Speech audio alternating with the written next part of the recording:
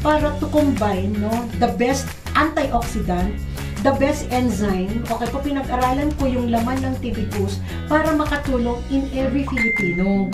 Kasi, and not only for every Filipino's health, pati sa farmers po natin. Why? Because, yes, why? Because yung nilagay ko na ingredients po ng Doc Honey's tibicus are local fruits and vegetables na nandyan or nandito sa Pilipinas na hindi po natin ini-export.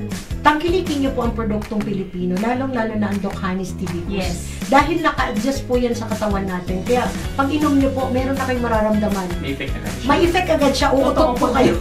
Ito ang o kaya tatae kayo agad. Kaya din sa mga umiinom, lagi niyo po sabihin yan, Miss LJ, yung mga matataas ang sugar at laging pumupunta sa CR, ibig sabihin nun, kine-cleanse ang pancreas. Okay po kayo, wag po kayong matakot pagka sunod-sunod po ang pag-CR po ninyo. Wala po akong nilagay na chemical. At saka hindi pumipilit ang tibicus na tatae kayo.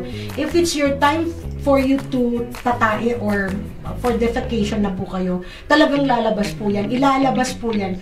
Kung may plemas po kayo, ilalabas po yan ng tibicus ang plemas nyo. Kung inuubo po kayo, hindi po kayo makatulog. Marami kayong skin problem, pimple sa mukha, toner nyo po. Ay nako, lahat po ng pekas nyo, lahat po ng lahat.